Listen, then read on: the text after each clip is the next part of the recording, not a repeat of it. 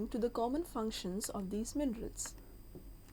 First is constituent of the protoplasm, that is your carbon, hydrogen, oxygen, nitrogen, phosphorus and the sulfur, which are the protoplasmic elements. They maintain the osmotic pressure of the cell. In redox reaction, that is in your electron transport system, iron, manganese, copper and chlorine. Antagonist role, that is balancing function, calcium and potassium neutralize the toxicity of the harmful substances. Control of the permeability of the cell, that is done by calcium and potassium as cofactors or activators. So these are those enzyme activators or those enzymes cofactors which are required in any metabolic reaction like your manganese, iron, calcium, zinc, etc. Here is a question. The major role of minor elements inside the living organism is to act as, so, binder of the cell structure, cofactors of the enzymes, building blocks of the important amino acids, constituents of the hormones. So they are talking about the minor elements. So minor elements are the cofactors of the enzymes.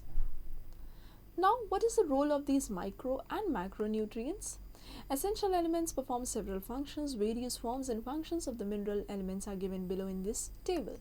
So let's have a look. First is nitrogen. The important role of nitrogen is when we talk about the growth, the metabolism, heredity and reproduction. That is, it is important constituents of the proteins, that is amino acids and the nucleic acid, RNA and DNA. So if there is a deficiency of nitrogen, it will cause chlorosis. What is chlorosis? The loss of chlorophyll and then yellowing in older leaves due to highly mobile nitrogen. Then another function is present. It is present in porphyrins of the chlorophylls and the cytochromes, thus active role in photosynthesis and the respiration. If there is a deficiency symptom, how it will appear? Anthocyanin formation in the stem, petioles, leaf, that is of the tomato. Next function is part of vitamins, coenzymes, that is NAD or NADP and alkaloids. So because of this, if there is a deficiency symptom over here, plant growth is stunted because rapid cell division and the respiration is reduced.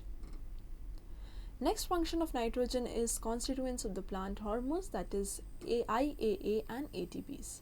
So that another deficiency symptom is protein synthesis, cell enlargement, chlorophyll synthesis is decreased.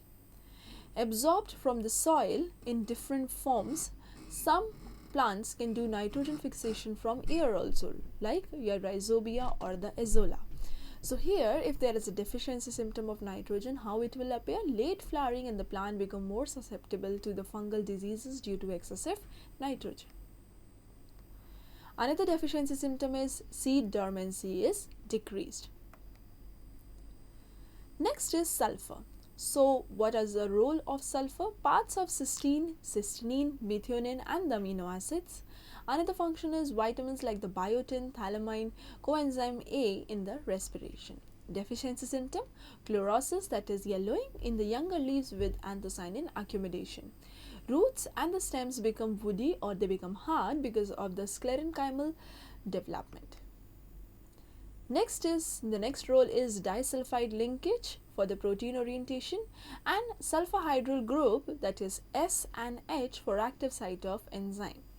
Coming to the deficiency symptom, tips and margins of the leaves curved inwardly, tea yellow disease in the tea plants.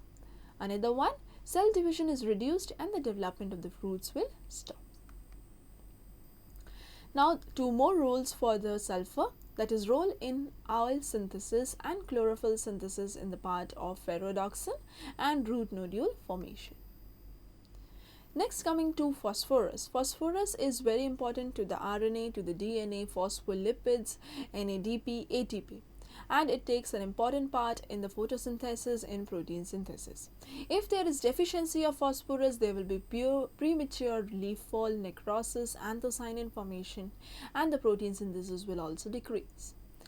Next functions are in oxidation reduction reactions, in fat metabolism, in the growth of roots, in the development of leaves, in the seeds, in the crop yield, and important for the endogonic and exogonic reactions. So if there is deficiency of phosphorus here, how it will appear? The growth of roots and the shoots will be checked and there will be delayed in flowering.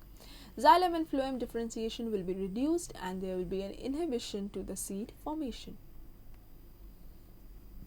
Next is calcium.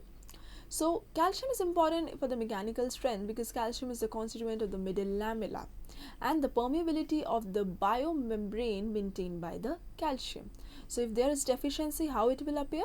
Disintegration of the growing apices, that is root and the shoot and the leaf apex, and there will be irregular cell division, mitosis, and then eventually there will be death of meristem. Another function, stability of the chromosome structure and in spindle formation, and the detoxification of sodium and potassium, and have a role in the conversion of oxalic acid to calcium oxalate. Deficiency symptoms will appear like chlorosis on the leaf margins of the younger leaves specifically, and the leaf falling and necrosis.